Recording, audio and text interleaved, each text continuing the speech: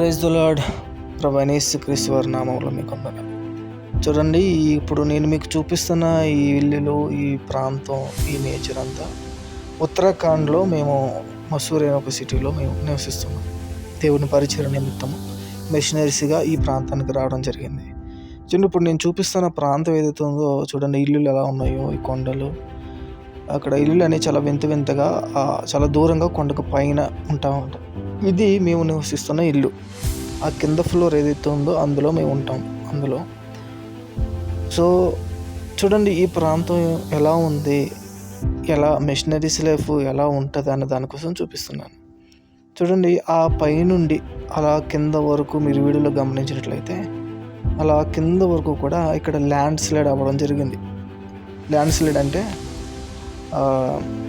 కొండలు విరిగిపడిపోవడం, రోడ్లు లేదంటే ఇల్లులు కింద పడిపోవడం ఈ వర్షాకాలంలో ఇలా జరుగుతుంటాయి. ఇలాంటి ప్రాంతాల్లో ఇది చాలా భయంకరంగా మేము ఉండే ఇంటి దగ్గర పక్కనే ఇలా జరగడం జరిగింది. చూడండి, ఇల్లు అంతా దేని మీద బేస్ అయి నిలబడిందంటే కింద మీకు పిల్లర్స్ కనిపిస్తూ ఉంటాయి. ఆ పిల్లర్స్ మీద కనిపించి నిలబడి ఉంటుంది. చూడండి, పైకి ఎంత అందంగా కనిపిస్తుందో హౌస్, మంచిగా టైల్స్ వేసి. చూడండి, ఇందాక మీకు చూపించిన రీతిగా అదిగో జూమ్ చేసి చూపిస్తున్నాను. చూడండి, అక్కడ నుండి ఇదంతా పాతిల్లు, అక్కడ నుండి మొత్తం కిందకి ల్యాండ్ స్లైడ్ అవ్వడం జరిగింది. అంటే కొండ విరిగి కింద రోడ్డు మీద పడిపోవడం జరిగింది. ఇది ఈ లోపల మేము నివసిస్తున్న మీకు చూపిస్తాం. ఇది మొదటి హాల్ టైపు. ఇక్కడ మేము బట్టలు పెట్టుకోవడానికి కూడా మాకు అవకాశం లేదు. అందుకని ఒక బెడ్ వేసి దాని మీద సూట్ కేసులో బట్టలు పెట్టి బుక్స్ అన్నీ అందులో పెట్టుకున్నాం. ఇది మేము పడుకోవడానికి ఏర్పాటు చేసుకున్న బెడ్. కిందే పడుకుంటాం. వాళ్ళు కూడా అది వాటర్ ఫిల్టర్ చేసుకోవడానికి, ఫిల్టర్ అవ్వడానికి అది కొనడం జరిగింది.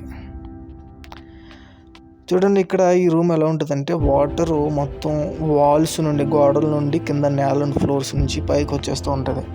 ఎందుకంటే ఈ ఇల్లు కొండకి అటాచ్ అయి ఉంటుంది కాబట్టి. ఇప్పుడు మీకు ఒక వింత విషయాన్ని ఇక్కడ చూపిస్తూ ఉంటాను.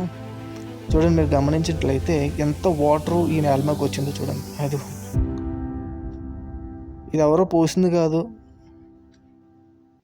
డైరెక్ట్గా కింద భూమి నుండి ఇంట్లోకి నీళ్ళు ఊరడం జరిగాయి. ఇదంతా ఇలా. ఇది మేము పడుకుంటున్న ఆ యొక్క హాల్లో రూము. ఇదంతా వాటర్ ఎక్కువైపోయి వాటర్ ఊరిపోయి అలా ముక్కలుగా ఊడిపోతుంది.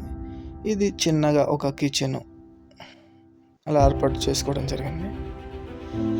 చూడండి, ప్రియమైన దేవుని సంఘబిడ్డలారా, విశ్వాసులారా, క్రైస్తవ జనమా, నేను మీకు ఈ వీడియో చూపించడానికి గల కారణం ఇది జాబులు చూపిస్తారని, అయ్యో మంచి పరిచయం చేస్తున్నారని చూపించడానికి నేను ఇంత ఆ వీడియో చూసి మీకు చూపించట్లేదు. కేవలం మిమ్మల్ని ఎంకరేజ్ చేయడానికి. ఈ విధంగా ఎంకరేజ్ చేయడానికంటే సుఖభోగాలు, ఏసీలో కూర్చోడాలు, లేదంటే మంచిగా అద్భుతమైన ప్రాంతాల్లో పరిచర్య చేయడం, ఇవే మనం కోరుకుంటూ ఉంటాం. అయితే నేను ఇంతవరకు పరిచర్య చేసే ముందు కూడా దేవుని సన్నిధిలో వాక్యం బోధించే ముందు ఆంధ్రప్రదేశ్లో చాలా సంతోషంగా, మంచిగా, లగ్జరీగా నాకు అనిపించేది. ఎప్పుడైతే ఇక్కడికి దేవుని యొక్క పిలుపు నిమిత్తము, మా యొక్క ప్రేరేపణ నిమిత్తము ఈ ప్రాంతానికి మిషనరీగా రావడం జరిగిందో, ఫస్ట్ వారం 2 వారాలు కూడా చాలా కష్టంగా అనిపించింది. ఇంటికి వెళ్ళిపోతే బాగున్నానా ఆలోచన మాకు కలిగింది. కానీ నిలబడ్డాం, ప్రార్థన చేసాం, దేవుని పరిచర్య చేయాలని ఆలోచనలో ఉన్నాం, ఆయన ప్రణాళిక నెరవేర్చాలని ఆలోచనతో ఉన్నాం. ఈ ఆలోచనతో ఉన్నప్పుడు కష్టమైన నిలబడాలనే ఆలోచన మాకు కలిగింది. అందుకనే ఈ ప్రాంతంలోకి మీరు రావడం జరిగింది. మిషనరీస్ లైఫ్ అనేది ఇంత ఈజీ ఏం కాదు. మిషనరీస్ వచ్చారు, పలానా వ్యక్తి వచ్చాడు, పలానా వ్యక్తిని చంపేశారు, పలానా వ్యక్తి పలానా దిక్కుని పడుకున్నాడు అనే కథలు, స్టోరీస్ మనం ఎన్నో ఉంటాం. నేను అలాగే చాలా విన్నాను కానీ ఫేస్ చేయలేదు. కానీ దేవుని మహాకృపను బట్టి ఇప్పుడు అన్నీ నేను కళ్ళ కట్టినట్టు చూస్తున్నాను. ఈ ప్రాంతంలో మా ఇల్లు చూశారు, మేము పడుకునే స్థలం చూశారు, ఇంట్లోకి వచ్చే సన్నివేశాలు చూశారు. ఈ ప్రాంతం అంతా మీరు గమనించినప్పుడు మీకు కనిపిస్తుంది ఎంత భయంకరమైన ప్రదేశం. అయినా సరే దేవుని పరిచర్య చేయడానికి ఏమాత్రం వెనకడుగేయట్లేదు. మిషనరీస్గా బ్రతుకుతున్నాం, దేవుని పరిచర్య చేస్తున్నాం, బైబిల్ తర్జుమా చేస్తున్నాం అనేక భాషల్లో. కాబట్టి దేవుని పరిచర్య చేయడానికి, ముందుకు వెళ్ళడానికి కొనసాగబడండి. కష్టం వచ్చినా, నష్టం వచ్చినా, బాధ వచ్చినా, ఇబ్బంది వచ్చినా, శోధన వచ్చినా, రోగం వచ్చినా, సుఖభోగాలకి అలవాటు పడిపోకుండా దేవుని పరిచర్యని చేయడానికి ప్రయత్నించండి.